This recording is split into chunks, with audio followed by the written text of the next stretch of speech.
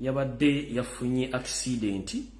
nene baga nti yafudde stroke so omuntu asobola okutukira ku steering nga birira n'akoona naye Katonda yabasaze buli kimu kyonna kigenda maaso okubanga omuntu asalawo n'agenda naye kitalo nnyo ddala olw'ensonga nti omukulu ono abadde musajja wa maanyi nnyo mu sekita y'ebyenjigiriza ne tewali kyakkola Katonda bw'atyo yamujjulidde sinjala tegeeza eggwanga lyonna nti nannyini n'omutandisi w'amasomero ga Sir Apollo Kaggwa okwetoloola Kampala Katonda amujjuludde ya Musa Sava Katonda amujjuludde mu ngeri tanategereka naye nga yaziikiddwa Mukama amuwe ekiwummulo eky'emirembe n'ekyo kitangala kyoba kimwakira temekera emirembe namwe mwena baviiriddwa akabamwe kitalo nnyo ddala abafunye ebirungi muyise engalo mu maaso obaze Mukama awo nno twagala kuvaawo tugende mu maaso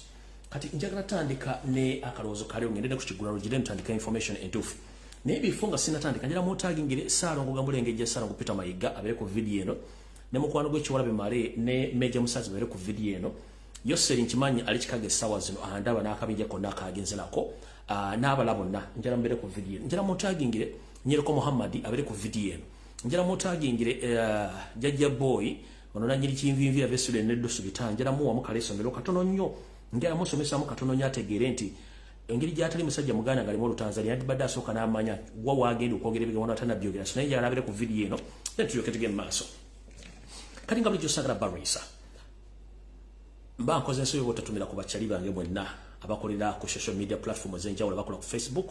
abakola ku TikTok mwenna bakikubambala musizaako mbatumiddeko mwebale kola mwebale kwagala nsiya mwebale mutazikiza so ndo mbatumiddeko kale ndowooza ngenda kutandika n'akalowoozo kaleo akalowoozo kaleo njagala kagende mwenna abali mu struggle ng'oli ku ground banga oli mu diaspora mbatumiddeko era ne mbaagala nnyo okuba nti mutambuza struggle mu ngeri yonna esoboka naye tuli mu byabufuzi ebyokukyusa eggwanga kitegeeza nti bwe tuba tuli mu byobufuzi ebyokukyusa eggwanga tetugenda bikola 24/7 tuba tulina okufiisawo obudde obunoonyeza ekyo ekigule magala eddiba butyo mu kalowoozo ka leero ngenda kajja mu lugero olugamba nti obulangira bw'omukopi kwekolera ekivundulwa nti buli muntu ku nsi kuno alina okukozesa omubiri gwe engalo z'omutwe okubanga akola okusooka okwebeezaawo y'obufuzi tubijja mu bujja nga omuzannyo ogukyusa obukulembeze buli mwasobola okufuna amateeka gamulamula bwepo naye byalina okufuna okuva mu ntuuyo z'omusolo gwasasula eri gavumenti kati muboka njala bugende eri bafuuti soja bonna naffe abali ku social media nammwe abali mu diaspora abali mu byobufuzi nti kana akalowoozo njala kagende gye muli ekisookera ddala nga sinatandika kalowoozo kano njala mbawe kye tuyita ekigendererwa ky'akalowoozo kaaliro ekigendererwa ky'akalowoozo kaaliro kiri bwe kiti nti obulangira bw'omukopi kwekolera bw'otaakole teri agenda kukulabirira ate obwavu mpologoma bukulya olaba bw'oterwanako weekanga ekufense neekumalawo kitegeeza ki nti wadde tuli mu struggle bavubuka bannyinaffe munoonye emirimu mukole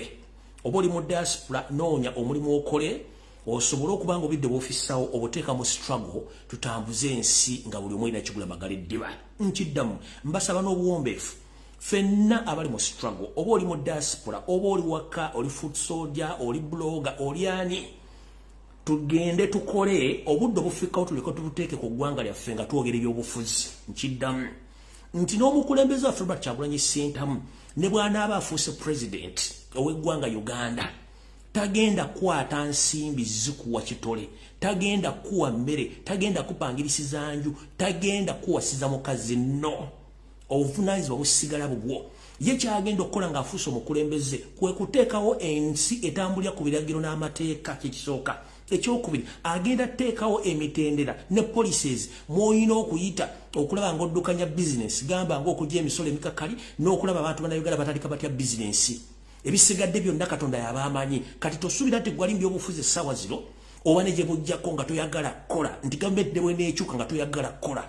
nti gavumenti egenda kuwa no gwe lwaki sooka weebuuze lwaki abawagira NRM bakaba amaziga babo nabo balina mentality egamba nti Museveni bw'awangula tugenda kuba tugaggawadde nedda kitegeeza nti olina kusooka kwerabirira nga gwe omuntu olyoke odde mu byobufuzi musooke mugende mukole then mulyoke mulekerawo gamba nti ate Kyagulanyi teyatulabe no Kyagulanyi tagenda kukulaba kuba omukulembeze asigala mukulembeze alina teekawo platform mitendera mateeka na biragiro ensi kwetambulira buli omu kisobozesa okubanga ayigira mu system okubanga akola tugende tukole tuve mu kutaayaaya n'okwerumanga obwana bw'enjala nkiddamu mbasaba n'obuwombeefu ng'oli mu struggle oli mu diaspora oli mu struggle oli waka foot soldier oli mu struggle oli blogger mbasaba ku ssaawa 24 ezikola olunaku jjako essaawa 12 ogenda okole ku ssaawa 6 ziteeke mu struggle essaawa 6 weebake oleme kutunula byabufuzi ng'omulimu si mulimu nedda ebyobufuzi kulwanirira ggwanga we kuteekawo nteekateeka ne Robert Kyagulanyi Ssentamu bw'aba afuuse president tagenda kuwa mulimu tagenda kuwa mmere tagenda kupangirisiza tagenda kukola buli kimu agenda kuteekawo emitendera eginakwanguyisiza okuba nti ensi ekwanguyira ng'okuliramu bizinensi n'olw'ensonga mbasa mugende mukole munoonye emirimu ekyo ekibooziboozi kimuwulira nti gavumenti bw'ekyuka mugenda kufuna nedda nkiddamu nedda muyina kusoga agenda kukola kubanga lwoya lwa munyindo enaddwekuula wekka so nno ekyo mutambule nga mukimanyi nti okukola kintu kikulu nnyo temutunuulira nnyo bya bufuzi nti mumugenda okujja omulimu ekyo nkibategeezezza ku ssaawa 24 ezikola olunaku jjako essaawa 12 zikole essaawa 6 ziyo struggle essaawa 6 zeebakowumule omukulembeze mujja mwanguyira omulimu mbagambye ekyokulabirako abantu bangi mu NRM abali basuubira nti bagenda kufunamu mu myaka 37 tebafunyeemu kubanga kibali basuubira si kyebafunye kati naffe tuleme kweteeka mu mbeera ng'eyo tukole nga bwe tusasete mu struggle bwe tuteeka amaanyi mu struggle n'obudde oba busigaddewo ekyo kibasabe siina gwe nnumbi mbategeeza kano kalowoozo kange akatandika program kubanga n'omukulembeze bwanaafuuka president talina gwagenda kukwatira ssente azimuwe oba kugulira nnyumba oba kugulira mmere oba kuwasiza mukazi nodda alina teekawo mitendera abantu mumulina okukolera n'okuba nti buli kimu kitambula nga mukyagala mu mateeka noza mukitegedde bulungi kekalowoozo kaleero era nkafundikidde kati ngenze mu kiggula lujje alright era mu kiggula lujje kino njagala muwulirize bulungi nnyo bannayuganda mwenna bwe kimusinziira okusookera njala bebaza mwenna abantu abakyali mu struggle nti obudde bugenze bulungi nnyo naye ng'ate tulina essuubi gye bujja katono tugenda tuuka gye tulaga naye njagala basaba ebbanga lye mutugumiikiriza nga tuli ku social media njala mutugumiikirize naye nga tulina okukyusaamu mu mpisa yaffe ekisookera ddala ngenda kusaba mwenna abali ku social media abakola struggle mu buli mbeera yonna gy'oliko ku social media ekisookera ddala mwana mugimu ava ku ngozi omwana omugimu bw'aba ava ku ngozi kitegeeza ki nti tulina okukoppa ebikolwa ebyabo abatukulembera omukulembeze wa Robert Kyagulanyi Ssentamu oli ne bwakera ku makya n'amuwomula ekigambo ekiringa eggulu tamuddiza kiwemu tamuddiza kigambo kiwemula either amusiriikira oba n'afuna engeri gy'akyusamu obubaka n'abumutuusaako buti olunafu bwe njagala tukoppe njala basaba nti wadde oba onyiiza otya evidiyo zino tuzikola tomanyi gyekoma ekigambo ky'okukozesa agagambo ag'okuwemula okukola agagambo aganene vidiyo zino zirabibwa baana abato abavubuka abakadde bajjajjaffe bannabyabufuzi bannaddiini abakola bizinensi n'abantu abamawanga gatuliraanye bawulira vidiyo zino kati bw'awulira nga ggwe owemula agagambo aganene kiba tekirina kye kimukolera okuggyako ono nedda byayogera sijja biwuliriza ngenda basaba ffenna bali mu struggle nti mwana mugimu ava ku ngozi tuddire embeera y'obukulembeze waffe bw'abanga kikulemeredde ng'oli oyagala kwabika sirika toyogera towemula mbeegayiridde osobola okugirega osobola okulengeza omuntu omufaanaganya ekintu naye please towemula tulekera okukozesa agagambo aganene bano abantu bakulu buli kigambo kyonna ekyogerwa ku mbiri gw'omuntu bakimanyi bwe kifaanana era basobola okyogera nkiddamu ekigambo kyonna kyowemula ku social media ng'oli wa struggle omuntu gw'okigambye bakiwuliriza akimanyi bwe kifaanana asira asobola okukyogera n'olwokuba nti yeewa ekitiibwa n'abantu abamuwuliriza y'ensonga lwaki tebamu okukola bigambo bino ngenda basaba abooluganda oli nabo bakunyiiziza tokozesa kigambo kiwemula kye tuyita abusive language towemula kigambo kyonna kinene embeegayiridde tulekerawo okuwemula kutwonoonedde bingi nnyo okugambye osobola okujerega osobola okulengeza oba okufaananya omuntu ekintu kyonna naye ekigambo ky'okumekkula agagambo aganene agalinga emizindalo eringa ekisawo ky'ennamboole ekyo tukigenda kukola gwoba oli akuwemudde muleke kubanga ffe twagala kufuuka kyakulabirako eri abantu zo vidiyo zino ziraba abantu bangi nnyo bw'onoogamba nti owemula tolina kyogenda kuddegeeza muntu awulidde era tekirina kyekigenda kukulaga gy'oli nga ggwe omuntu tulina okuwa ebitiibwa mulina okuwa abantu ebitiibwa naye ekigambo ky'okuwemula bambi mukirekera awo temuwemula bigambo binene njagala tufune enjawulo wakati w'abantu abavuganya n'abalindidde ente oba n'agenda ogitwala akuwemula muleka akuwemule tomuddiza kigambo kya buwemu mwenna mugenda kumufaanagana towemula muntu temumansa ntungo ku social media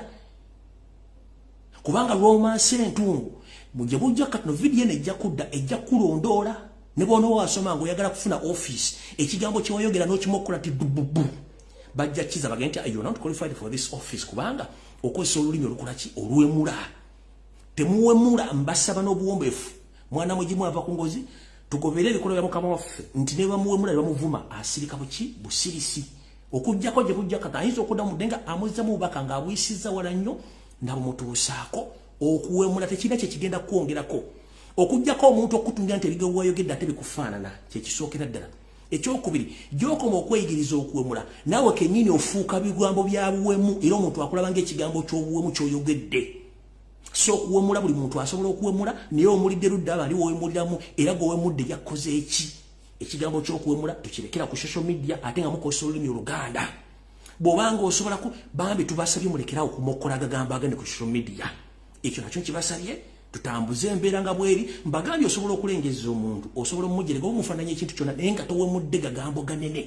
towemula muntu kigambo kinene kubanga naawe bwe banakikuwemula naawe ojja kunyigala tukyokola muno saagala bakole ki bakikole so no kyenjagadde obbaga mu kigulalo gikyaliro kati njala tandika video entuufu etandike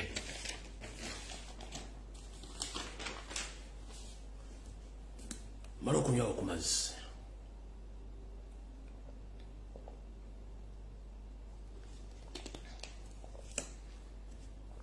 all right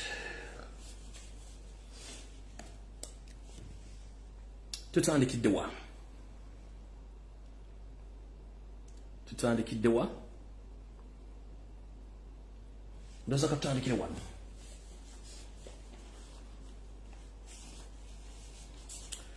ekisookera ddala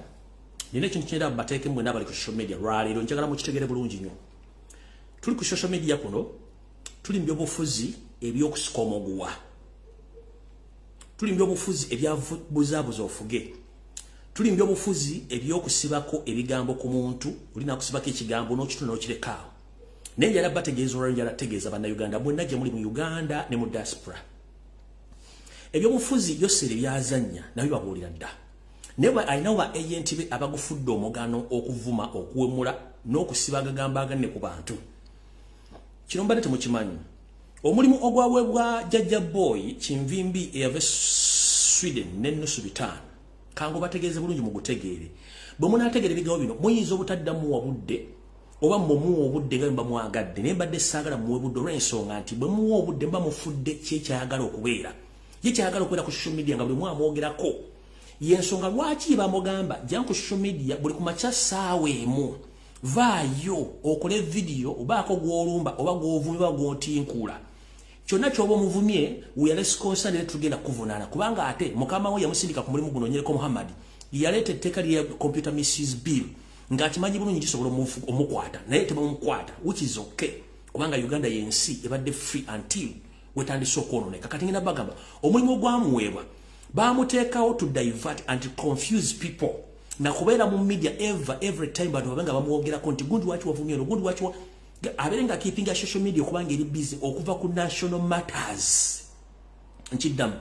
baateekawo mukulu oyo atandika okuwalampa buli ekyetaagisa ekiteetaagisa okuvuma okumanyiira n'okuwalampa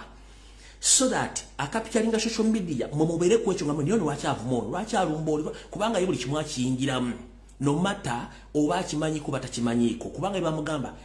keeping a pace eyo ng'ovuma ovoola onyooma otwala buli omu oba munnabyabufuzi oba sinnabyabufuzi kyovulayo buli sekita agwayo n'abavuma kati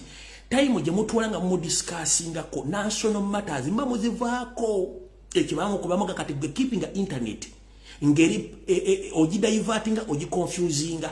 mujja musanga mbyobufuzi nga bakyankalanyiza musanga mu social life nga basankalanyiza mujja musanga byedini nga bakyankalanyiza mujja musanga mu music nga bakyankalanyiza mujja musanga byobutale mu nga bakyankalanyiza kati ekyo bamugamba beera buli kintu kiconfusing okiteekaawo kati bano bave ku national matters wa national issues zibeerawo kati gwe mulimu gwe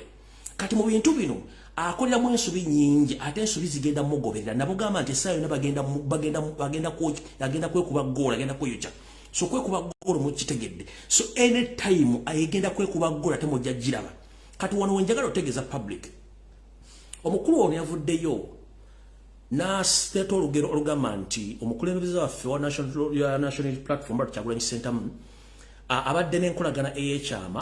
n'omukyala gwe bayita Caritas omuyimbi Kalios. Naye omwami ebigo bino ebireese nga mu system eyabwe y'obufuzi omuntu oba akulemeredde okwonna by'obufuzi ate osobola okufuna ekkubo w'omwononere walla nti omuntu gwe bw'okyogeddeko bata nga tasobola kureasoninga kusooka kukozesa bwongo na kwebuuza kimwanguyira nnyo kubanga baagadde nnyo okusooka okumenyamu amasika ga Kyagulanyi wakati basindikako ne Gashuba ne kimulema kati bayagadde olwo bamuleete ayogere ekigambo ekyo kisobola okuba nti kidaivatinga n'okuwona amaka ga Kyagulanyi ekyo nakyo yakirese nga tamenti kigenda kukola backfire olw'ensonga nti omukazi gwe yalumbye tamumanyi omwami ono temumunenya yabagamba open nti musajja alimu omusaayi mu Tanzania which is okay kubanga all of us we are Africans which okay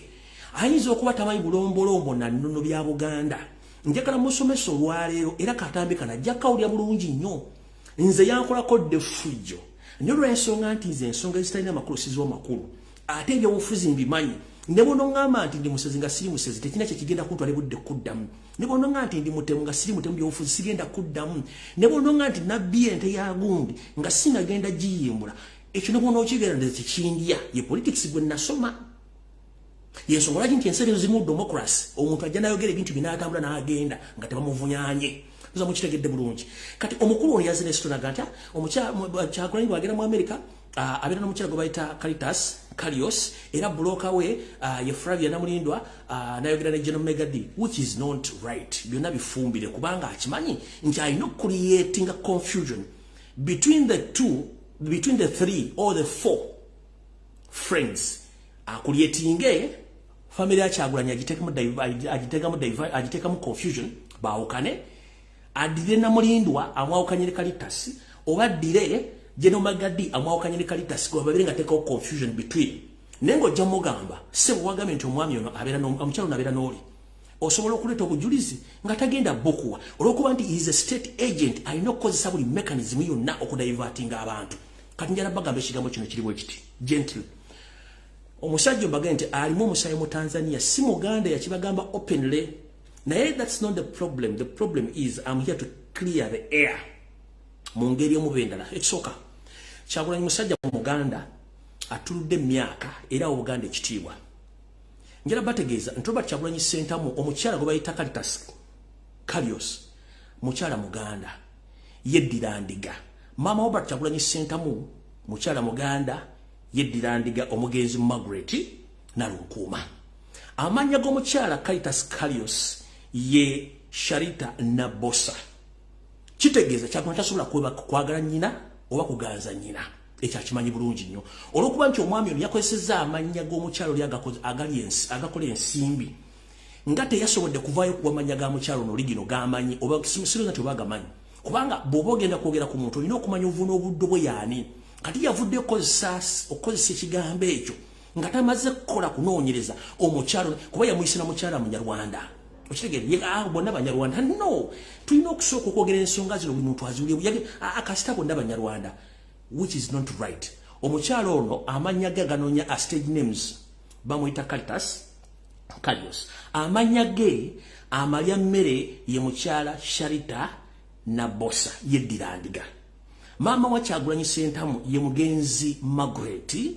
Nalunkuuma kitegeeza Caritas Kalios mama wa Kyagulanyi mu Buganda bwe tumanyi kati n'okuba nti omuvubuko jjajja boy kinvinvi avesudde n'olusu bitaano nti alimu omusaayi mu Tanzania tasobola kusoma na kutegeera buvuuna buddo bwa Buganda n'omugamba atambula ng'Omuganda yabagamba dda si Muganda kati nsaba temuwa budde kubanga kyayogerako takimanyi so mukitegere bulungi nnyo omwami yalese emboozi ng'agitadde mu kye bayita confused divide and rule nekyamulemeredde kubanga tamanyi kyadaazannyirako njala bategeeza okutegeeza eggwanga lyonna nti omukyalo ono Caritas Kalios mama wa Kyagulanyi mu Buganda kubanga nennyina ye mugenzi Margaret Nalunkuuma kyokka ate ono omukyala gwe bagaa nti amwagala oba gwe yayagadde oba gwayagala which is not right amanya g'amatuufu ye mukyala Sharita Nabosa kitegeeza nti omukyala oli maama waani wa Kyagulanyi era akimanyi bulungi nnyo nti oli maama we so kati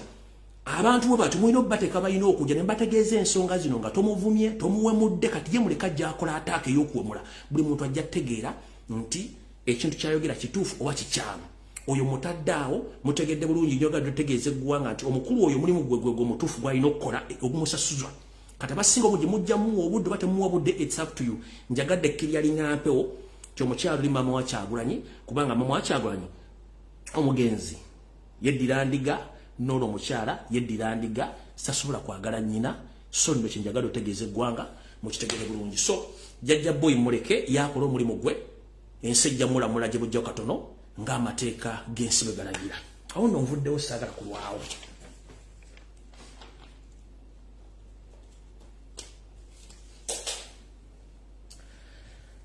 kati nabagambye nti tugenda kujja wano ndowooza kansooke Mengo alright kansooke Mengo munansonyiwa olw'ensonga ndi bugende ku Sunday sigenda kujja mu Bulange Mengo kansooke Mengo alright mbalamusizza nnyo banyamale basiba omulundi ogwokubiri kansooke muli bulungi mujje balako gye mutuusaako engalo oluuyi olwo alright naku zomwe ziri 16 omwezi ogw'ekkumi n'ogumu mu mwaka 2022 kansooke muli bulungi munajjukira bulungi nti najja ne mbagamba nti ekiri emengo kitokota si kisaanikire naye nga bwe tugamba nti omusazi w'obwayi ku kkubo mukwekaza talina yamukwatira nsawo n'abasajja bawamba emengo obukalukalu bubasuseeko tebakyagala kutegeeza muntu nga bwe nategeeza Obuganda nti twolekedde okufundikira omwaka guno ogw'omwaka 2022 butyo abasajja n'abakazi bali mu kusendasenda Ssaabasajja Kabaka asobole okuba nti alabikako mu nkuuka eggalawo omwaka nja nategeeza Obuganda nabaga ebitundu 75 ku buli 10 Ssaabasajja Kabaka ayinza obutalabikako nkuuka nziramu kibagamba okujjako nga sitaani alina effujjo Ssaabasajja Kabaka tajja kulabikako mu nkuuka nembaga okujjako nga sitaani alina effujjo ne Ssaabasajja Kabaka tagenda kulabikako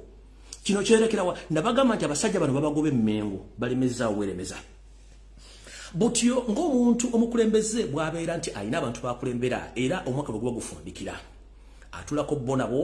ne bafunamu ekyemisana ne banywamukko ne bawaayawayamu era buli omu n'anyumiza ku munne ku mboozi butyo mutero kiraba nti Ssaabasajja Kabaka bwe zituuka mu nnaku nga zino nga twolekera amazaalibwa Ssaabasajja Kabaka akuŋŋaanya abantu be bonna ne bakuŋŋaana mu bimuli Bulange Mengo ne batuula ne bawuliriza ku mboozi n'ennyimba enseeneekerevu ezo ziba zoolekera ku mazaalibwa ga Kristo Mukama waffe naye olwaleero munnange si bwe kibadde nga bulijjo ebbaluwa yeeno njala gibalaga bulungi maize byange mbyogera biriko bwino yiyo mugira bulungi nnyo yeyo ebbaluwa eno era nga mmanyi nti omuteesiteesi waazo ye Charles Peter Mayiga Wasaanya Ssaabasajja Kabaka ebintu bino ebivaamu munnange Wasaanya ng'agenda akuŋŋaanya ab'ebitiibwa bonna abali mu Buganda nga bayita mu Bulange Mengo nga bagamba Ssaabasajja Kabaka abayise nga bulijjo okubeerawo ku nnyimba z'amazaalibwa era munyumyemukko bagenze okutuuka ewa Ssaabasajja Kabaka nga bagamba nti nze sisobola kutwetaba mu bintu ebyo kubanga siina budde obwo kubanga n'abantu bengenda okutuna bo sikyabategeera ekituufu kata kyabategeera butyo era bugenze okuziba olwaliro nga buli muntu yenna mu Bulange Mengo talabe ku Ssaabasajja Kabaka naye gwe omukolo ogenze mu maaso bano balabe kibalidde ne bategeeza nti akategeeze nyaffe Nnabagereka ajjalabike ku mukolo guno Nnabagereka naye bagamba sijja kusobola bannanga ate kati omukulu aganye nze najja butyo abasajja bano n'abakazi ne baswala ng'abakulu bobi nabo bite balabiseeko njala tegeeza Obuganda namwe abasajja n'abakazi Abaganda abajja ekyajja Mengo abantu bamudirigala bafere babagoba dda ne baneebuzaabuza nga bafuka banaba nti gonna maziba abagoba dda nnyo buli kyemukola kyonna nga muwagira Mayiga kyonna muyiwansaano ku mazzi mukootakoota mu Gaalumonde mukutte ettampeko y'amazzi mugiyiwa ku nnyanja mumala biseera ng'akuna muli emizibe tagenda kukulaba mumala biseera ng'anyiigira mu nzikiza teri agenda kukulaba nti okoze ekintu onyiize Ssaabasajja Kabaka agaanye okulabikako ku nnyimba z'amazaalibwa era ne Nnabagereka butalabaga nange bw'abatajja nange sigenda kujja naye n'agaana mubayira bulungi nnyo Ssaabasajja Kabaka agaanye kati mwenna basuubira nti ejja kuba empiira gy'abeka final z'ebikalo taliyo amasaza taliyo enkuuka togeza n'okwata serezo ng'ogenda mu nkuuka Ssaabasajja Kabaka ayinza obutalabikako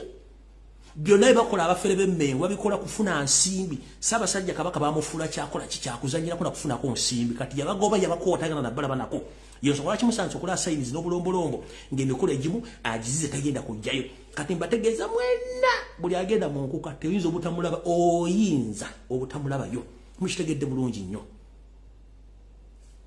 awo nno sigenda kulwawo kangende walala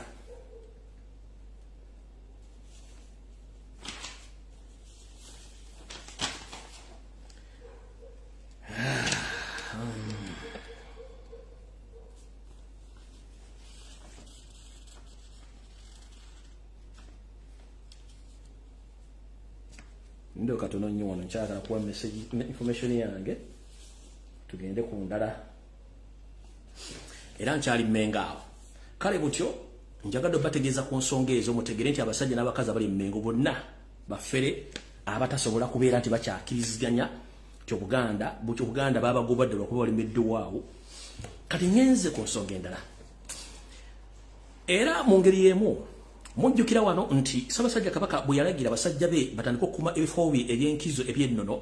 wasajja Kalicha wasanja Charles Peter Mayiga Salonga Mulengejja ne munne Meja Musaazi we Paul ne muganda we Kiwalabe Male ennaku zino yebuzabuza ng'afukaana abayambala galumiriza bo kye bawoldinga yeekweka olw'ensonyi n'obuyayi omujjudde omukulu ono nabagamba nti naye omu ku bantu abali mukulu okusaanya omusajja mukulu Lubega alina ekizimba we Mmengo ng'agala kimutwalako kati mbategeeza ki njala otegeeza Obuganda wepono okusaba okuluma kutuka Ssaabasajja Kabaka mutegeeza nti basajja bo bennyini bano 29 abaakwatibwa joli abalamu ne bateekebwa emabega w'emitayimbwa emikono gitawemera muwemba oba ntungo abasajja bano bwe twateekawo pressure n'akazito n'ebiragiro byowa abasajja bano munnange baataako 26 bokka abasatu abasigalayo wasaanya ne munne ne babateekako emisango gya Nnaggomula ng'era basubiri bagenda bawolesa mu kooti y'amagye okubagulako emisango gy'obutojjo abasajja n'abakazi bano baweebwa bondi okuva ku Kampala Police akatambi nakabalaga bulungi nnyo sigenda kaddamu obudde bungi nnyo era nabagamba baddeyo reporting ng'ennaku z'omwezi 22 omwezi ogw'E12 omwaka 22 njala kutegeeza Obuganda n'okuluma kutuka Ssaabasajja mutegeeza nti basajja bano waliwo enteekateeka na mutayika Charles Peter Mayiga Kiwalabe Male ne musajja wo obeeyita musajja wo Musaazi gye bategese nti bano 26 oluddayo okulipootinga ku Kampala Mukadde Police Station nga 22 bagenda bakwata babazze mu nkomyo nga babaguddeko omusango gw'okusaalimbira mu bifo batalina kusaalimbira kye tuyita trespass mumpulira bulungi nnyo ngena kuzomweza 22 mwezi gwa 12 mwaka 2022 abasajja bano abakwatibwa bambuwa balina okuddayo okulipotinga buto ku polisi ye Kampala Mukadde nga bondi oba ekiragiro ekyabata bwe kigamba naye enteekateeka empya wasanya Charles Peter Mayiga Salonga Mulengejja we po Kiwalabe Male ne munnabwe Meja Musaazi gye bayira bategeezezzaako bannabo bali mu gavumenti bitongole by'okwente bajja okweripotinga oba okweyanjulanga ebbaluwa ez'abata bwe ziragira ngera kuzomweza 22 omwezi ogw'12 mwaka 2022 bali bakwatibwa Nambiro baggulweko emisango gy'okutaayayiza mu kifo we batalina kubeera ndowooza gye bali batadde okubeera okukolera emirimu Ssaabasajja ndowooza gye ba trespassinga oba gye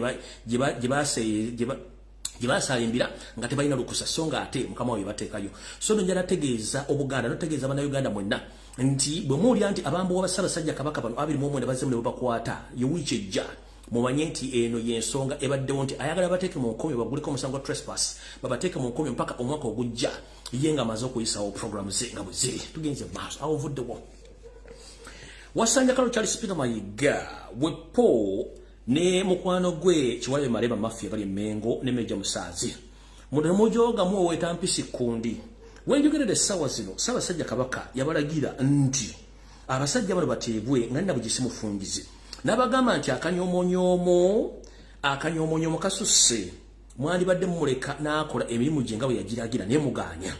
mutongerere essaawa zino Obuganda mbufudde nyumba yammwe nti mwagale mukola bwe muteeka buli kimu kye mwagala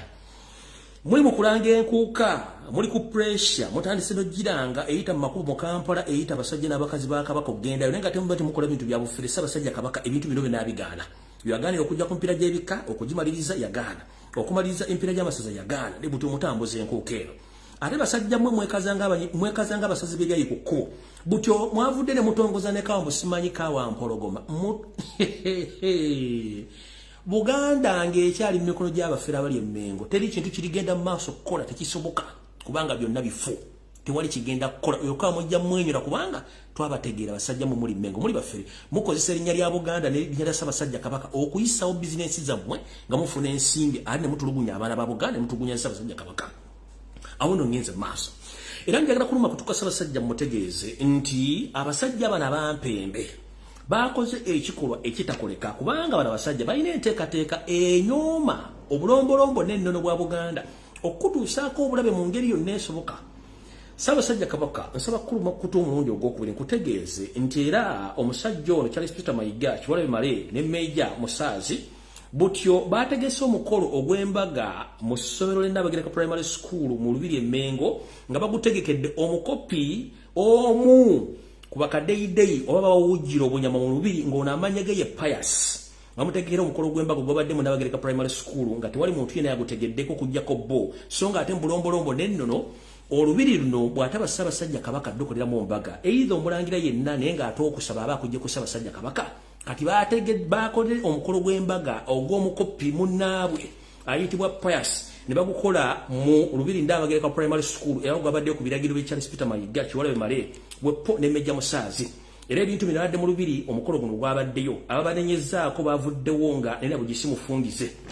ngati kimanyi bulungi nnyo nti Olubiri luno terukkirizibwamu mukopi yenna kukoleramu mbaga butyo emikolo bano gye bakola byonna ebintu bakola byonna byakuswaza na kusaanya Obuganda na kuba nti bakola emikolo eyinza okukyukira gwe ng'omuntu ofune obuzibu mu mbeera yonna esoboka ndoza mutegedde bulungi nnyo mu bantu abawereddwa ebiragiro okuba nti bakola omukolo guno mwaddemu Saava simanyi ono omujjwa wa Buganda wajja obuyinza Saava mulimu omukulu gwe bayita Guy Henry nono Ssentongo akuuma ebisumuluzo ebikubwa gwe bayita storekeeper bibantu abadde nga bakuuma omukolo guno okubanga gutambula mu Lubiri lw'Emmengo ate nga bulombolombo n'ennono kino tekikkirizibwa so no information gyejagadde obbawa naye nga njala bategeeza nti empologoma gyeri buli kimu ekigiziga era ekira bulungi nnyo lwakuba nti bano abawamba Buganda bebuzabuza nga bafuka balabaga nteriiwo naye nga ate bala bulungi nnyo buli kimu kigenda maaso kati wano wenjagala otandikira video eyandeese alright kati manye Felix Kulayije kuno kuwoli oba video bajja gikusaliramu n'ebitongole mu byokwendo muri ESO SFC kansulenti muri bulungi wichero kenyinda jene bagamba nti mu bitundu bibanasubira bisigenda kuddamu mwateekateekayo ebikola by'obuyekera naye nga ate mubitaddeyo nga mutagetinga abaana ba National Unity Platform abawagizi ne ba coordinators era batiddwa mu bungi nnyo ne musetinga abantu bamaze okutta ba National Unity Platform ne mbambaza engoye z'amagye ne mbasuula mu bitundu by'enjawulo waliwo mwasudde ekirindi naye njala ne mugamba nti mwabakubye amasasi kandi njala kusooka kubuuza ffenna tulaba firimu giba mizannyo si bwe kiri nti ye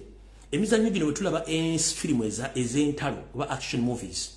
bwe tuba tuli mu lutalo buli muntu akwate mundu oba kuba mu direction ye kati bwe mwalese emirambo gino gisuula mwagisuulire nga mugikuŋŋaanyiza mujambaza uniform ezitategerekeka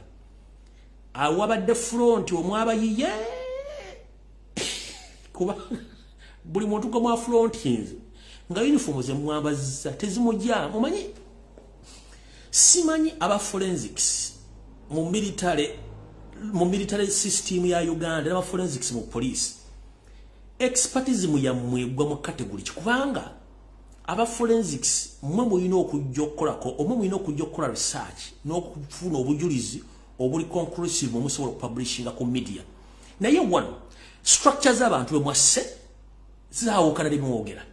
enamba abantu gye mwasse eyawukana ne bimwogera abayekera location mwage mwabatiddemu eyawukana ne action eziri mu kitundu ekisooka eyo natali bayeke wakumwa M23 ne UPDF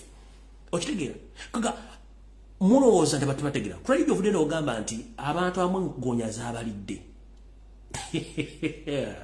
neba ne mumanyidde nsembo gonya zaabalidde mwassa abaana ba National Unity Platform ne mbasula mu gonya ne zibalya uniform ze bwababazanga teziba fittinga omuntu obanga yambadde ekintu ekitamu fittinze either akozesa omusipi oba akozesa oluwuzi mu mirambo gyonna mu abakoze forensics teina kimwatulaze nti yabadde yambadde bwate mwalese emirambo nga mumaze ogita nemugire mugipange ewa ne mugamba ni baafiridde no ebintu bino tubiruddemu okunoonyereza n'okukola research tukumanyi bulungi nnyo mwassa abaana ba National Platform n'abulidde amanya g'abantu abali mu system eno Adolf Mwesigye Kahanga Muwanga kojja wa Muhoozi mulimu Frank tumwebaze SFC ba ISO agency ba diso bafuso bapuso bonna babadde mu kintu kino organizing a crime eno against humanity mutta abaana b'abandi kubanga mwagala kukola empire nga temwagala cleansing abantu within the borders of Uganda on the western side temwagala kufuna ekintu kyebayita opposition mainly from National Unity Platform so you decided to cleanse whoever supports and whoever leads people in that struggle So you came out forging, camouflaging that there is a labor group or labor activities led by ADF. ADF is Allied Democratic Forces, a well-organized and arranged rebel group manufactured, funded, organized by Museveni. So don't fool Ugandans. Crazy, shame upon you. You coming out on national media, start blogging around that some rebels, they were eaten by crocodile or alligators on social media. When you come afraid and you address other people with army uniform to pretend that these are rebels. No, we don't have rebels in Uganda. All the rebel activities are conducted by Museveni and his family because we know it right. You are good at manufacturing fake news. Pretend that the country is unstable. We are not having rebels. It's all organized by you and presented by the government. But the mission is to cleanse Nope in the western side of the country, led by the popular known politicians and government officials, including Adolf Mwesige, Frank Tumwebaze, Kahanga Muanga, Uncle Tumuhozi Kanyarugaba. We know this, and the information has already linked on social media. So stop fooling the Ugandans that there is labor activities in the western country, the western part of the country. No, that is a big lie. Oko kulimba kwa amani. Echo mochikumye bulungi nnyo. Mukitegedde bulungi nnyo. Kati awo saagala kulwawo. Njala bategeeza nti ekiri atabala kye kiri anasigadde waka. Family ne tutawaanya omuli Kahanga Muwanga, omuli omukyala Margaret Muhangi yaga nti alina embuzi gyatunda biliyoni emu. Muganda waabwe ono muganda abono ono muli wa Kasasiro Andrew Mwenda ennaku zino tava kuwundiri yafuuka Volkswagen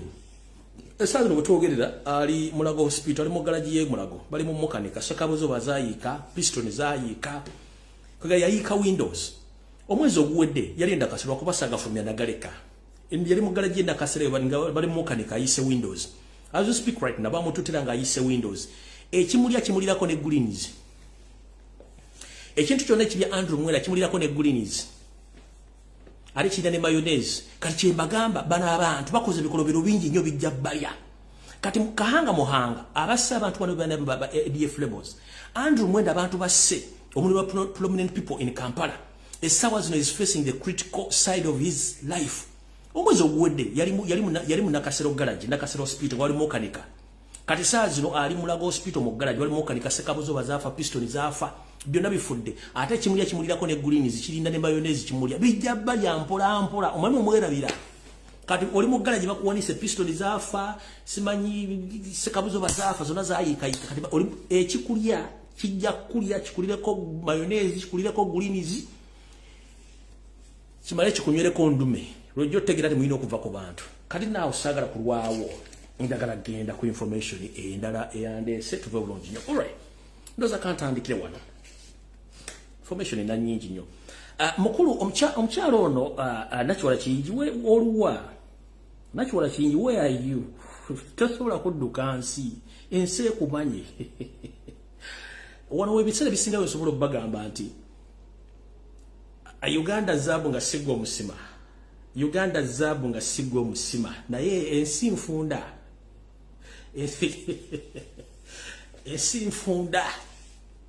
ensi nfunda katakiwala kiyingi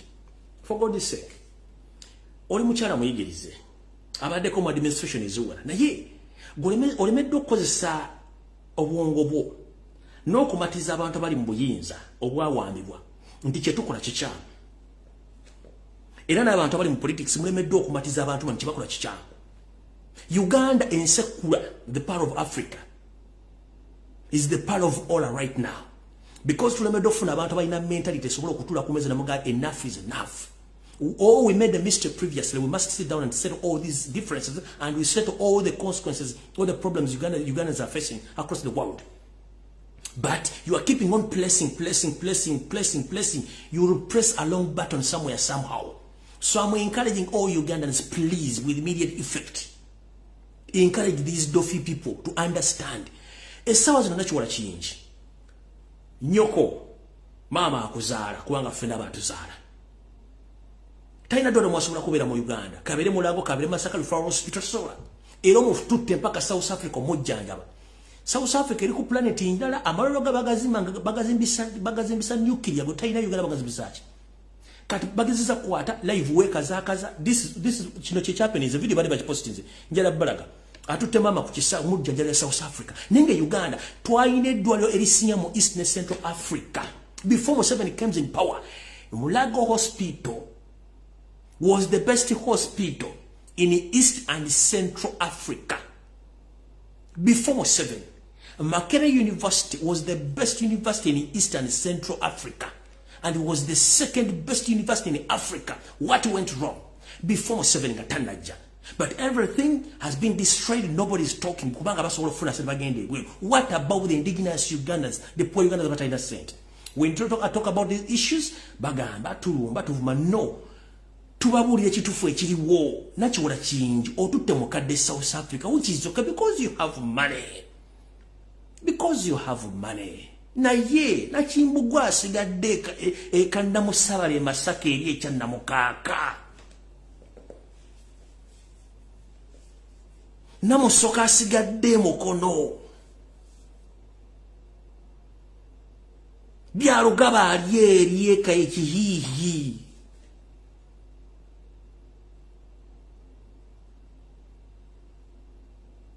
Olupoti Michael ali mu Arua agenda wa.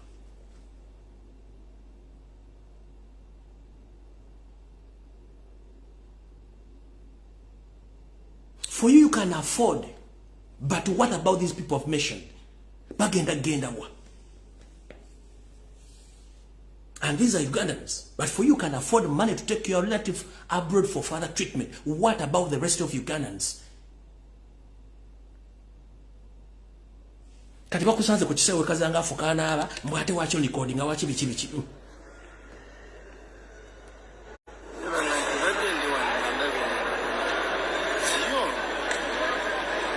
Kumanyi mama. Ondabikiranga gwe manyi. Obaye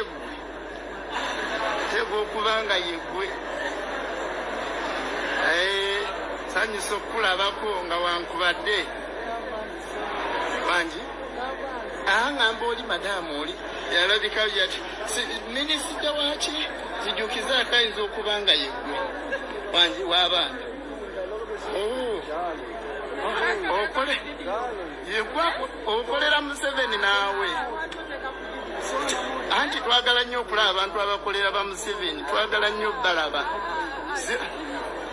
wanji kiririgo kiririgo neta tokwata ku simu yange badde njagala nnyo okulaba oba yegwe wuli okwa anya ku simu yange ajinya kulaki omulabi kale nno katunoonya waliwo omukyalo omulala ajja wuli tuli wano tuli mu kunoonya.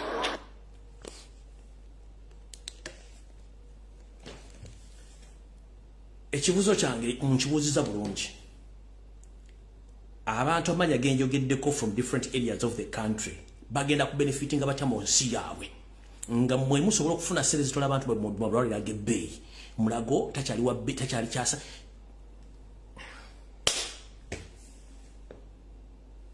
Simanyi lunaku lwe mulowooza.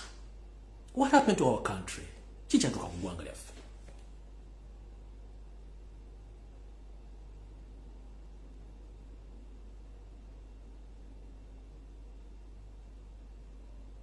Kikyatuuka ku ggwanga lyaffe.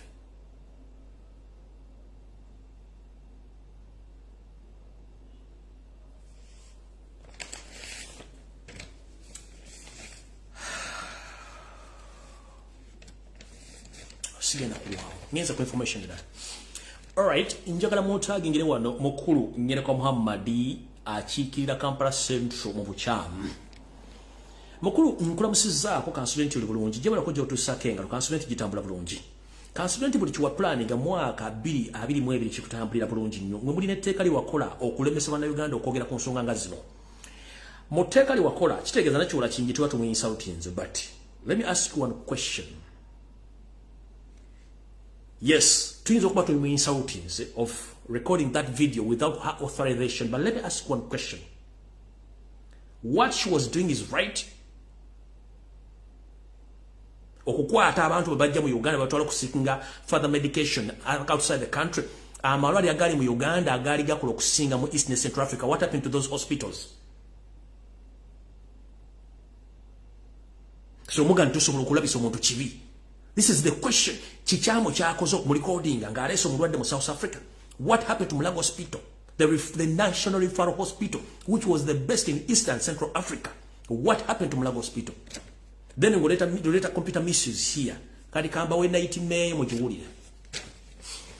Wotogera sawa zino Onseko Muhammadi Mr. Kagege ngebye sirirungi bitya. Omukulu ono bamusiba bula ndoza mukitegeera bulungi nnyo. Najja bamusenda senda limuwasinga. Najja bulungi nnyo. Government abakolya state bisere bisinga bibuzabuzanga bafuka banaba. Nalete teka lino erigizwa na Uganda okwogera ku nsonga zino wadde okufuna obujulizi nga buno omayobera kushogera prove bring the evidence so what batamanya nti okwogera ku nsonga kijjawo ebintu bingi nnyo kambabulire nnyo Museveni bantu bano muliga kenyo nti for us we can speak out netojjako obusungu but previously for you and your group of 27 mafias you had misagreement with previous government and when you picked guns you went to Luwero Forest and you killed almost 1 million people.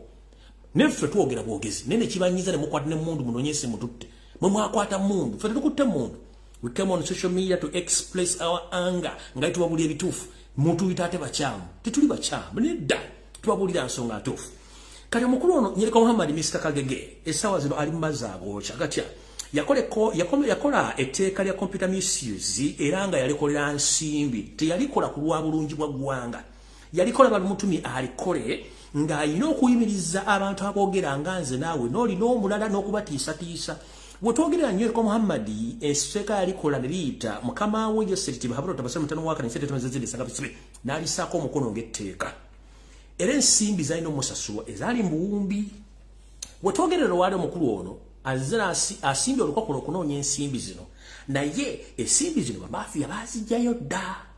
era Nsereko bw'akitegera baffe bajjayo ensimbi n'atandika okuba amasimu ng'akakuba mu Hola House oba mu refugee camp Entebbe ne Nakasero ng'asaba Sserunga nti asiri twazitirizinga dda era twazobagonde bw'otwogerera essaawa zino Nyereka ng'akubira bamafia bagamba nti njagala ensimbi zaize nakolera teeka ze naliisa mukulembeze wa ssente bamafia bagambye Nsereko ku bintu birirondako kimu tujja kuwako 15%. Bw'oba tokkiriza 15%, you are going to face the consequences. Consequences eziriwa. Consequences esooka. Either sirika oba twala 15% oba ekifo ky'obwa member parliament wa Kampala Central kivaako. Kubanga tusobola okukolagana n'abalamuzi ne tubagamba ne bakujja mu kifo kino ne balekawo omulondo omutuufu gwe tumanyi Frederick Nyanzi Sentamu nganda bugisimu fungize. So omwami ono alina ebizibu neto kanyene ku mazzi nabaga okukolera sitaani ojjo yambadde engoye eziwerako oluyirika lw'osulengo yambala olulala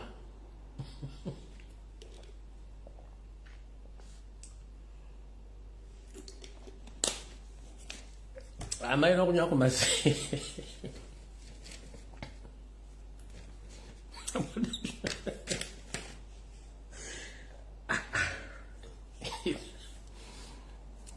oyo singa kati ali mu America mu festive singa ali mu basinga ali mu Europe singa jali kati nga agezi ali mu kujja biwonjoro ba Dubai kati sawa tayari ndo gwe 10 mafia sende bazi kwata ata manye example eya abiriga sente zaba mu state house mafia bazi kwata abiriga agenda okubanya bamudiza mpekeza bamudiza mberenge nakali bambiriga mufuya fane family te China de chirade ne chikugalo na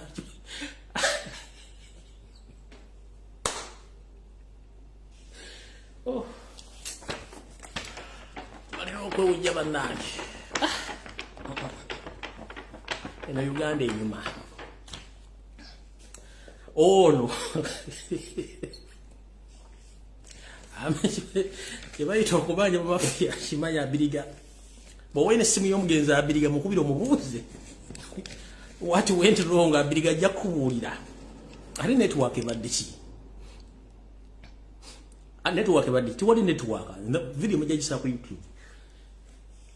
Nsereko muhobo bwowene simu y'abiriga mukubira omubuuze kibayita okubanja sele bwezibanja ba mafia nga zavudde mu state house ojja kiwulira Option is about this. Either you take 15%, you keep quiet, or we kick out of the parliament. Katitebereza wangu bado ogenda funda brown bogenda funa kale bakwa imetwala 15. Nenga wakole teka okusirisa Lumbuye, okusirisa SPRC mwe, okusirika Masaba Faustini, okusirisa yekolera okusirisa piti enabala bonna bali kapolo basirise. Neka the size no baga either shut up, zip up your mouth, or you take 15% or kick out of the parliament. Kati nze nkubulira bwe wayina essimu y'omugenzi abiriga mukubiri akubulira kyebayita okubanja pa mafia sente okitegedde bulungi ate nga netteeka munendi ewawo terisobola kukula waliwo contrary to the law waliwo etteeka eddala eririwo erifaanana ne wali ge tuwamanya nti bano bookolera bo balala nnyo kati basaa zino wandibadde nze munsereko mu festive season bw'atabeera Dubai abeera mu America abeera mu Europe ng'ali ku lwojola awo amagulu akatadde waggulu ali mu kunyweseza muwaso nkati yasirika no mafia bano katimba ko jukira ina amabanja mangi mujja kulya usigenda kulonja kadde muga munange byebyo ebigenda maaso nga bino okubeera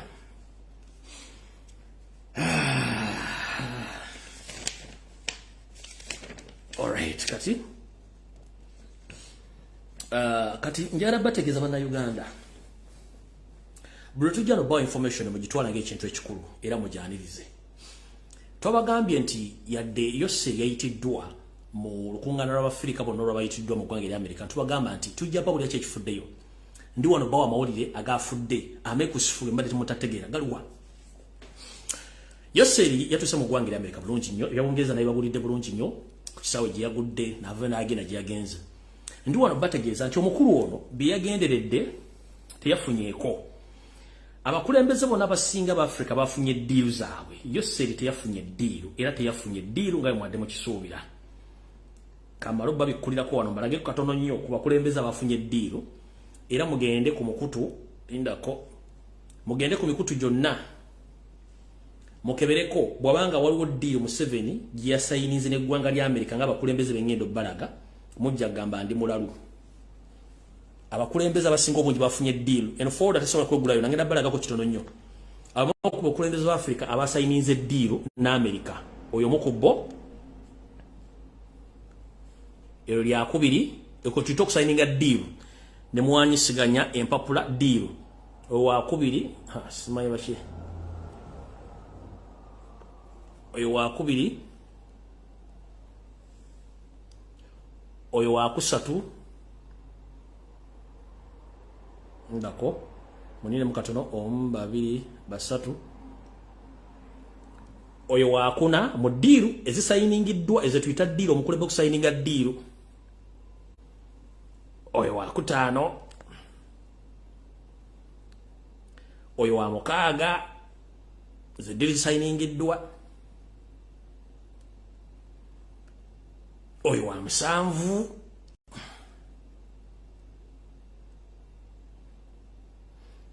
n'abalala abafunye deals naye eno yonne wasigadde babana abafunye mbalaba abafunye bona abafunye deal abasayinize deal mubala bulungi abasayinize deal naye yeyo sei teyafunye wadde deal mubala bulungi nnyo zizo zonna deal zasayiningiddwa munjagala mugende ku mitimbagano gya government yayo sei zonna munoonye yasayininze deal na America taliyo yose teyafunye deal era olugendo lwamusalidde bwerere kati ngenda babulira giraze zonna ze deal mu 7 taliko tayina deal yasayininze wadde neemu obala bulungi nnyo nabagenzi tugenda bafuna information eri crucial muzira ba deal yose teyafunye deal wadde yokusala entungirize enkoko tayina deremu gye yafunyeeyo muzira nkyaba wa deal zonna abakulembeze abagenzi yose teyafunye wadde neemu njaba wa nze mbaleetera gwaffe gwa kumulisa tujja bamulisa kati zino forward ezisigadde zonna tezisobola kugula olw'ensonga nti zeetaaga okuba nti nga ndi ku line mpitirivu naye njayina bategeeza nti yoseri teyafunye deal wadde neegi mugende ku mukutu gwabwe ogwa Twitter ogwa gavumenti n'ebirala musanko nga alina deal gyesanize ku nzo zembalaze mujja tegeera kati Essawa zino bw'amala okukola loosi ya deals bano bannaze baafunye. Yeyo se yabadde yeetegekeddeyo omukolo ogugwe nga abamafiya be abali mu government nenga bali mu America bakoze omukolo guno guli Chicago baguyita 2022 USA Uganda International Trade Summit and Exhibition gwe guno wano gwenjagala obbalaga guno gugwe era bwe bajja balagira deals yakoze eki guno bajja balagira deals ya sayininze ogwo go bajja balagira deals ya sayininze nenga deal era zize ne bamafiya banna abali amusakire ensimbi n'okukola deals z'ekiyaaya amafiya abali eyo kati mba mafia bano be bano wano wammanga kati kansoke mbabuulireko bano badiringa ne Museveni kuliko Alonzo Abron kuliko Olivia Kamanzi ono Alonzo Abron founder and CEO of Progin Global ono Olivia Kamanzi chairman and CEO of Africa Global Chamber of Commerce kuliko Kode Lawrence co-CEO of Endrio Coffee kati ono wa Endrio Coffee mujjukire nti Mana Peneti ye Museveni kati Mana Peneti yakola dizo neza Mana Peneti atwale mwanyi nga ayagala kukolagana nono Kode Lawrence COO Endrio Coffee nga yeno wamalo kuchikwata kyo ne kya Uganda akikwasa ono CEO gwakikwasa ne ebintu bino biwanvu bino kubira muri research n'okutegeera walachi abantu bano bakola ekintu kino akikola je buvuddeko naye nga alina gyakivuga kati ono Kode Lawrence ekifana esigira kiraga kubanga omwanya amateeka njagadde bawulira manya na bawulira position ye ono ye CEO of Enduro Coffee kati Mana Peneti yagala atwale mwanyize Uganda zonna nga ennyinizo naye ayina yeri ekijingi kye kyatadde kye kijagenda okuwa deal kitwale emwanyizo neza Uganda yenga akola ekyo ngenda basomera omulala bamuyita Honorable Cecilia Kafureka Nabeta Minister Counselor at Uganda Permanent Mission to the United Nations kuliko Brenda Katarikawe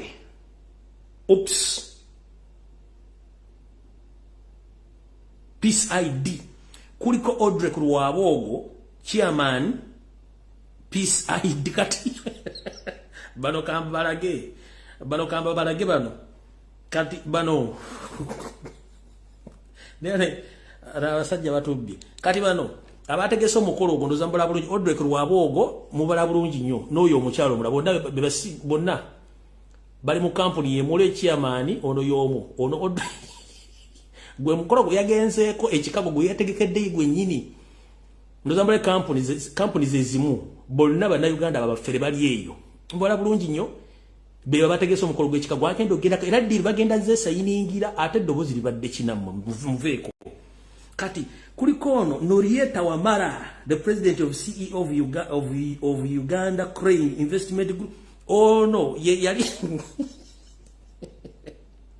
ono Norieta Wamara tuze tumwogerako naye mufere be bantu abayono na yuna oyo mukyalo nambalaga da naye mufere ali awo mulaba oyo Norieta Wamara oyo naye mufere ali awo mutegedde bulungi nnyo kati kyebategese ekibozibozi kyabwe kiri eyo linako ono mukyala kamubalage wano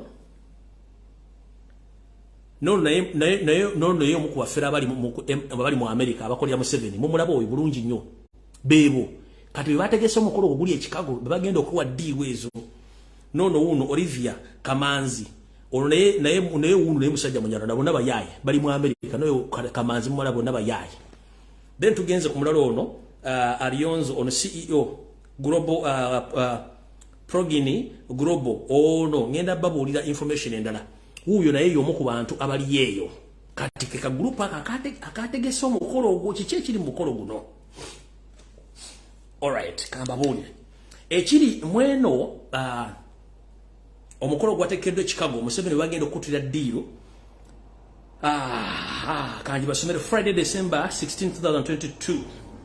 Arrival registration of the VIP guest by invitation only. 12 to 15, launch of the first US-Uganda International Trade Summit Exhibition 2022 officiated by the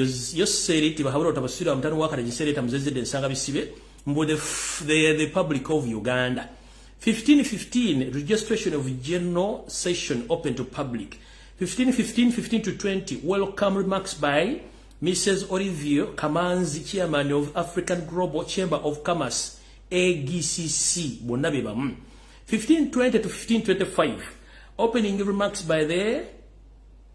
His Excellency Ambassador Adonia Ayebare, Permanent Representative of Republic of Uganda to the United Nations. 1525, 1530, remarks by Mr. Odrek Ruwabogo, Chairman of the Uganda Presidential Advisory Committee on Export and Industrial Development. Ono Musezi atunde biworo.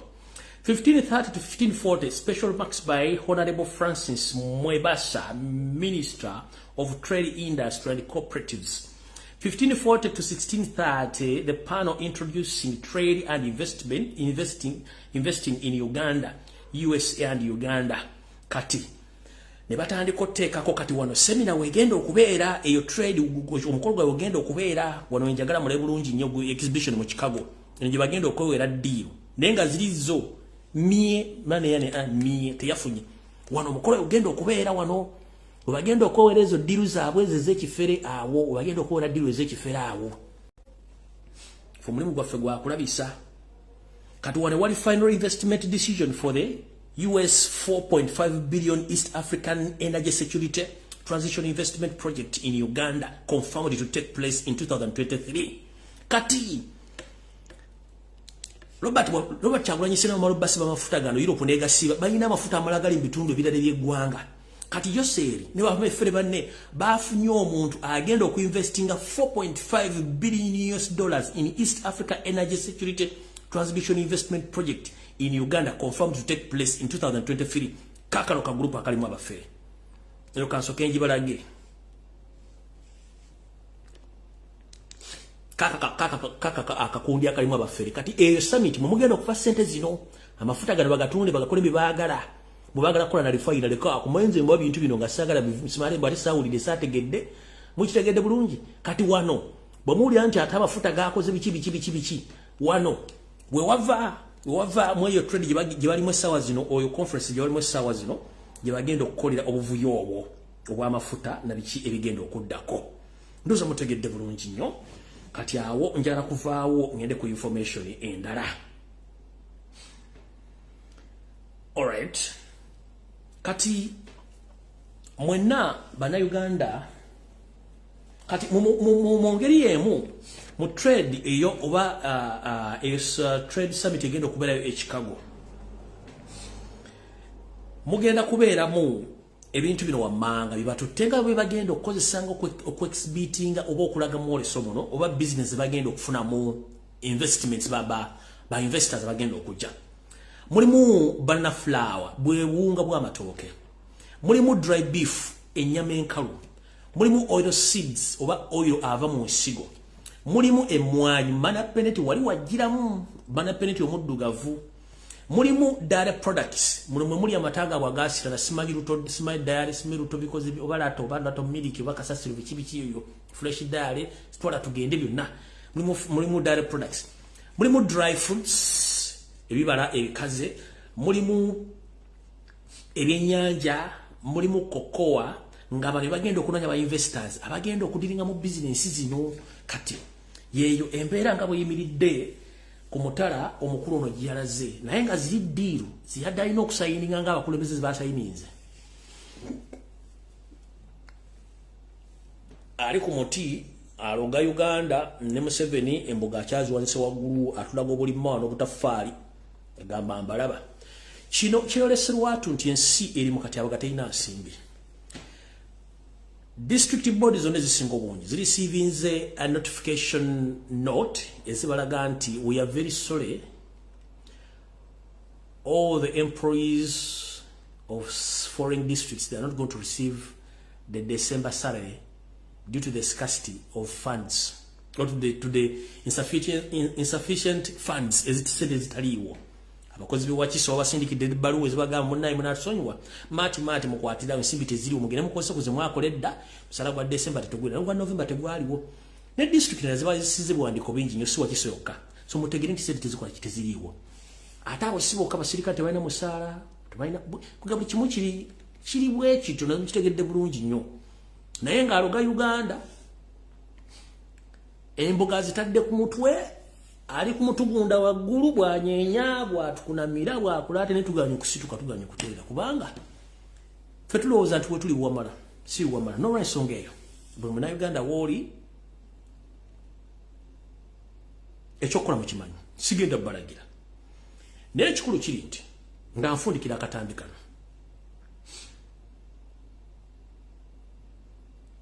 ekiri atabaala kyekiri nasigadde waka nabagamba mu abantu abali mu Buganda especially abali mu Buganda bagenda bavuwaza babatte nga temutegeera ne mbabuulira ettaka lye baagala abantu b'ekibuye ne mbagamba ekibuye wonna baagalawo muganye otegeera babakumyeko omuliro mumbawo bakumako embawo buli lunaku omuliro ye temuwulira kanakatale bakakumyeko omuliro bagenda kubookya mpaka nga mutegedde nti mulina okwerwanako okusituka amateeka gakolebwa makyamu gye muli naye muganye okusituka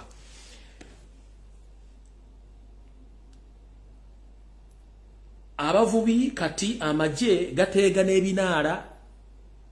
gateega ebidyeri n'emmotoka ezitambuza ebyennyanja ne babajjako amagye ne gabitwala wulira bulungi nnyo laba akatambi kano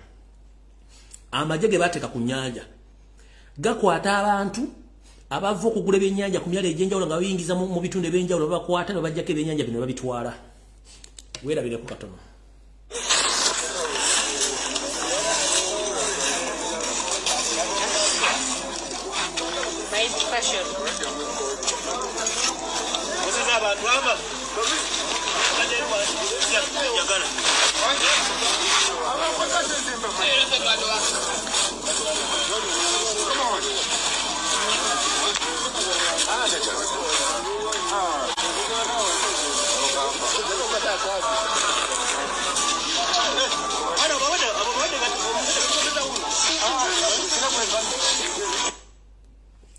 Zamukitegedde kiri mu Uganda teri muntu akola business kati ebyennyanja bibino program gye basomedde mu summit ebadde mu America gye Chicago essaawa zino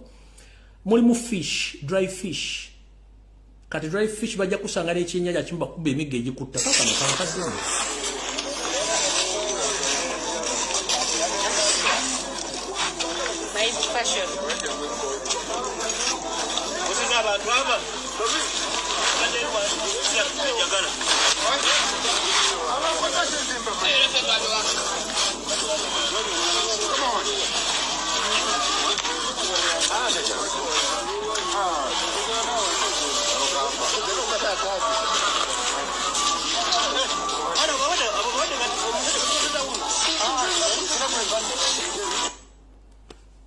Zamukitegedde.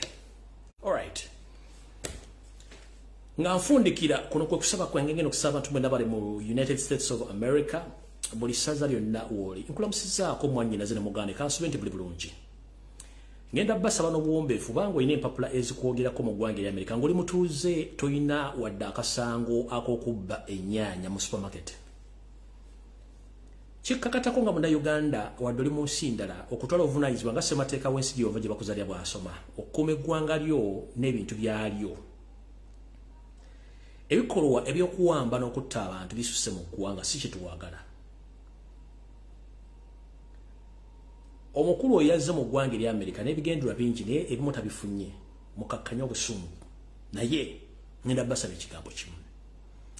olina olupapula n'empandiiso eggwanga ery'Amerika address ku muwandiika nyangu nnyo okufuna okusindika ebbaluwa zino era zisimbwa teziringa ze Uganda nkusaba maama taata muganda wange kabere mwana wo ng'asomye asobola okuwandika ebbaluwa muwandika mbaluwa oba gajjula State Department oba gajjula White House gajjule nga muteekayo kwemulugunya kwammwe eri eggwanga lya Amerika erifandinga ekitta abantu ekiri mu Uganda muzisindike buli kibuga kyoli busaza ngine wo oliwandikidde member parliament oba oliwandikidde kanso yo mugiteekeremu n'ebifaananyi bimusobola okuprintinga mu America mu Uganda asobola okufuna access ku printer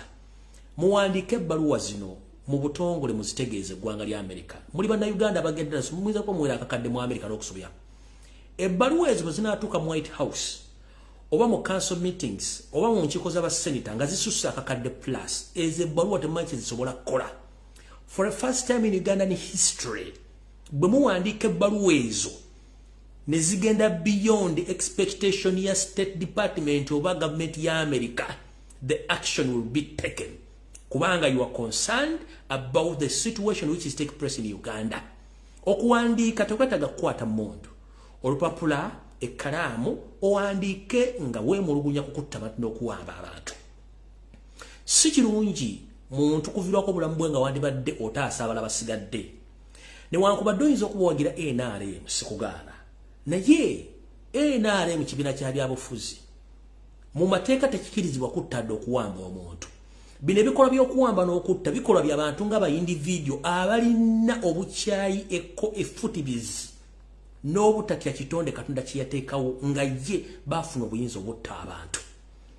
omuntu akwata emmundu n'akuba munne amasasi omuntu akwata ekiso n'asalako munne obulago omuntu akuba munne ejjambiya n'amutemaatema omuntu akwata ennyondo n'atemaatema munne omuntu akwata najjolo n'asalako musajja munne obuli enkoko omuntu akwata bulooka n'azisiiba ku mabere g'omukyala n'alengejja omuntu akwata munne n'akwata magalo n'amugjamu enjala ng'awulira oyo taba muntu munnaffe ogwo omutima bannayuganda tetugulina ebikolwa by'okutulugunyizibwa okutulugunya bannayuganda twagala bikome eno ensi baagituweesa ddembe so si ffujjo na kutta singa bantu mwe mumanyi nti enkya ogenda kuvaona omuntu omulala gye mwandirekeddeawo okutiisatiisa n'okuwamba n'okutta bannayuganda ne gye tuli mu diaspora tutiisatiisa no ensi kko tuyitako buyisi buli muntu alina essaawa n'olunaku lwagenda okufa ekiwamba bantu mukikomye okutta abantu mukukomye temujja kutta bantu bamala mu nsi kubanga gotta omu enkya Katonda ddunda namugereka z'abantu 100 weebuuze lwaki afa bazzaawo omulala kati gwe mentalite gikyuse nti okuteesa oba okwogera ebigambo kwe kusinga kubanga bwe tunaabeera mu panic teri muntu agenda kukola business bwe tunaabeera mu kutya teri muntu agenda kukola business nedda teri muntu abeera mu kutya n'akola kintu tekisoboka era kyobula nti bw'oba ofunye panic yataka bakugamba no kakkana tuula wansi weweera eggwanga Uganda bannayuganda bali mu kutya abali mu diaspora bali mu kutya ensimbi ze bateekawo bali mu kutya ssente zaabwe zinaabeerayo abantu bwe banaabeerayo eyo embeera tena gyegenda kutwala ggwanga Uganda whatsoever mwagala kuoccupying eggwanga Uganda by all means naye nkubuuda by indigenous Uganda bafulumya eggwanga nga tebaagala but with the time they will come back to take over their country are they going to do the same mu kye mbadde mukola because of politics? No. And that is wrong. We might speak from Monday up to Monday without solution, but we can write and we expose these people. Nchidam. Ekibi kiba kibi tulina kivumirira. Teri muntu ku nsi alina buyinza kutta munne nga talina musango. N'oba olina omusango kkooti ekuwa okwewozaako era akuvuna n'aleeta obujulizi obukulumiriza. Naye ekigambo ky'okutta n'osala munno n'omugjamu enjala n'omugjamu obusajja n'omugjamu eriiso n'omukuba essasi ogwo omutima si gwa buntu omutima gwa butujjo tetwazaalibwa nga tuli batujjo obutujjo bukome mu ggwanga Uganda okutiisibwatiisibwa kukome mu ggwanga Uganda Museveni bannayuganda abatadimandinga wadde emmere abatadimandinga wadde tax returns abatadimandinga health abatadimandinga medical services abatadimandinga school fees abanywa omwenge gwabwe ne bazina amazina ne bakulema okumanaginga kubanga you are panicking something wrong. Why do you panic? Because you keep on killing people. That's not the solution. No, that is wrong. Torturing and spying on Ugandans techikola. Techikola. Ensinga America tezazimbibwa kwebyo, ensinga Bungereza tezazimbibwa kwebyo, niba byaliwo byagwawo. They have a solution for each and everything. So if you think kidnapping, killing, torture is going to stabilize Uganda. No. It just keep on pressurizing people and putting people in panic. There is no any developing country which is still using those tactics of killing and torturing Ugandans. That is nonsense, and it's wrong formation of scaring people off politics. It's their responsibility to talk about politics and all issues which are taking place in their country. You can bribe all Ugandans and politicians, but still other people they will come out and speak about those issues. Will you keep on killing them? What if the previous leaders did the same? How many Ugandans would you have found there still paying taxes? Remember, the tax base of Uganda is Ugandans. When you keep on eliminating or decreasing the tax base of Uganda, the country will crash down slowly. And the formation you base on that you handed over the Ugandan economy to foreigners, it is wrong formation. No. East or West home is best. Countries like China, countries like India, they are basing on their people. The more the people, the more they consume. And the more they consume, the more the government earns taxes from their people. But for you, you keep on silencing, killing people. That means you are killing the tax base. That is wrong. And it's a wrong formation. Many Ugandans and diaspora right now, they are yearning to go back to invest their money, but they fear to invest their money. The country is unstable politically. You've tried your level best to silence all politicians by bribing them to keep quiet to talk about some issues. And you are trying to intimidate all those people on social media who can politicize and talk about those issues. But remember, whatever you are doing, time is going to reach when you are there to answer questions. Killing, kidnapping is not the solution of developing Ugandans. You yourself, you keep on putting pressure on yourself and your regime.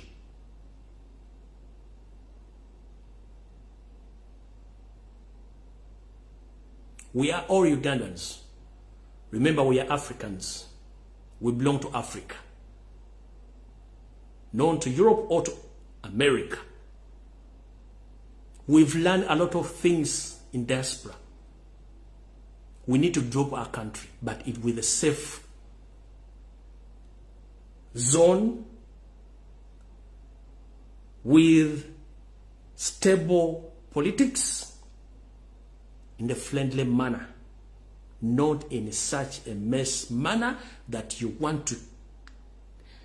traumatize anyone to fear. Kitegedde bulungi.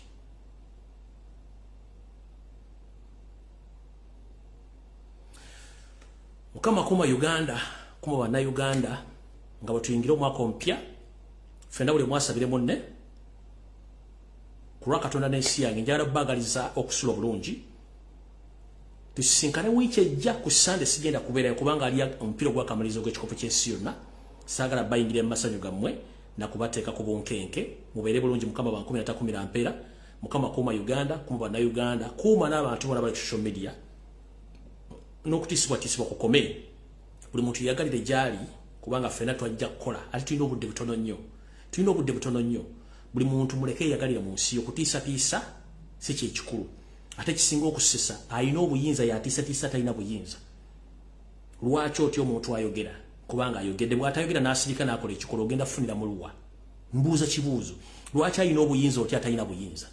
Lwaki ayina emmundu otya ayina ebigambo? Kitegeeza nawe ekyokola oba tolisite kikyokola nti kituufu. Mulekera okutiisa bannayuganda. N'okutiisa abantu abakola ensonga. Kubanga okutta si solution. Omuntu alina obuyinza okutta Katonda yekka. Ani akutta tusiza timetable ye nti gundi osazuddeko obudde buno okwagala n'ogenda tosobola kusula. Era namwe bali mu regime sawa zino. Time egenda tuuka nga temulina option. Time etuuse ng'olina okugenda. Kubanga tosobola kuwakanya nteekateeka ya Katonda. Mulekerawo okutta abantu n'okutiisa abantu. mukitegedde bulungi mukama bankobere